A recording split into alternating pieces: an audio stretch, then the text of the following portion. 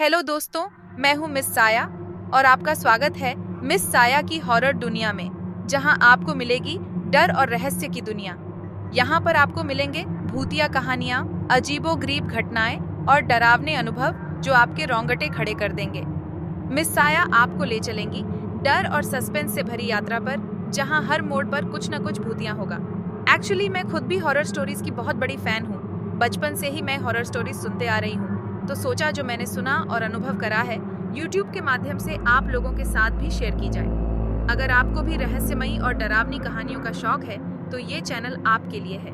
Subscribe करें और घंटी के आइकन को दबाएं ताकि आपको मिलती रहे डर की ताजगी। सावधान रहें, दिल थाम कर रहें और मिस साया के साथ भूतिया दुनिया में कदम रखें। तो चलिए शुरू करते हैं आज की कहानी। ये कहानी उत्तर प्रदेश के एक छोटे से गांव खामपुर की है।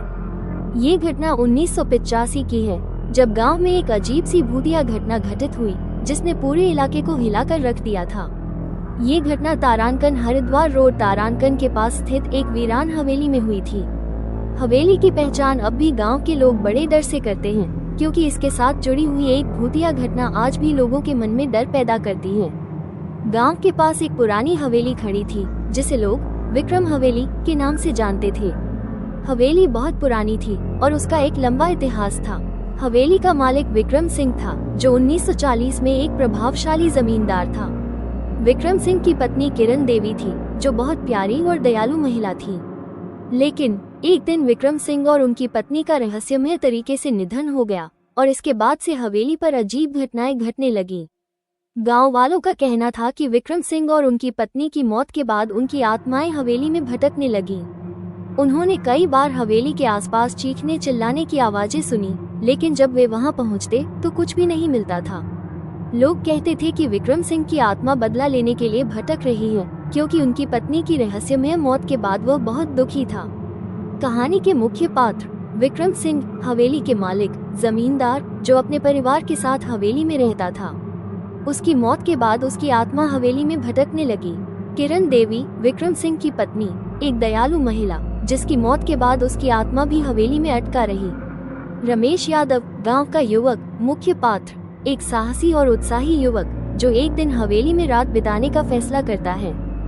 सुरेश और अशोक, रमेश के दोस्त, जो रमेश के साथ हवेली में जाते हैं।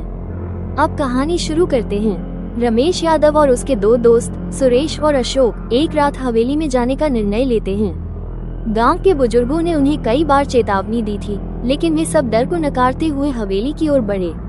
रात के समय वे हवेली में घुसे और अंदर का माहौल देखकर उनकी आंखें चौंधिया गईं। हवेली का माहौल बहुत अजीब था और चारों ओर एक गहरी चुप सी थी।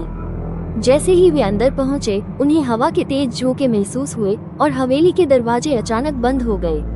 रमेश ने अपनी टॉर्च जलाई और देखा कि चारों ओर पुराने तख्ते, टूटी दीवारें और एक खौफनाक शांति थी। अचानक उन्हें एक हल्की सी आवाज सुनाई दी, जैसे किसी महिला की चीख हो। वे डरते हुए एक कमरे की ओर बढ़े, लेकिन जैसे ही उन्होंने उस कमरे का दरवाजा खोला, एक औरत की भूतिया आकृति उनके सामने आ गई। ये किरण देवी की आत्मा थी। वो इतनी भयावह दिख रही थी कि रमेश और उसके दोस्त कांपने लगे। किरण देवी की आत्मा ने कहा, तुम सब यहाँ क्यों आए हो? तुम मुझे शांति नहीं दे सकते। इस डरावनी स्थिति से घबराए हुए रमेश और उसके दोस्त भागने की कोशिश करने लगे, लेकिन हवेली का दरवाजा अचानक बंद हो गया। तभी उन्हें विक्रम सिंह की आत्मा की आवाज सुनाई दी, जो अपने पत्नी की हत्या का बदला लेने के लिए हाँफते हुए आ रहा था। वो गुस्से में चिल्लाया, तुम्हारे पास कोई अधिकार नहीं है मेरी शांति छीनने का। इस अजीब घटनाओं से डरकर रमेश और उसके दोस्तों की हालत खराब हो गई। अचानक हवेली के अंदर अंधेरा घना हो गया और वे घबराए हुए थे। रमेश ने जैसे ही बाहर निकलने की कोशिश की, एक और भूतिया घटना घटी। उन्होंने देखा कि हवेली के दरवाजे के पास विक्रम सिंह की भूतिया छाया आ रही थी और वो जोर जोर से चिल्ला रहा था। रमेश ने किसी तरह से हिम्मत जुटाई और एक प्राचीन किताब की खोज शुरू की, जो हवेली के पुराने हिस्से में रखी हुई थी।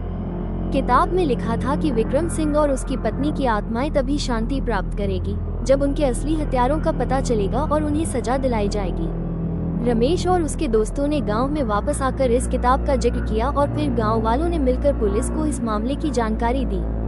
पुलिस ने पुरानी जांच को फिर से शुरू किया और पता चला कि विक्रम सिंह की हत्या उसके करीबी रिश्तेदार ने की थी।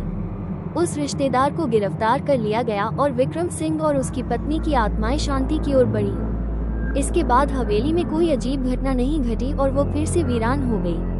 लेकिन आज भी गांव के लोग उस हवेली के पास जाने से डरते हैं और यह कहानी एक भूतिया घटना के रूप में जानी जाती है।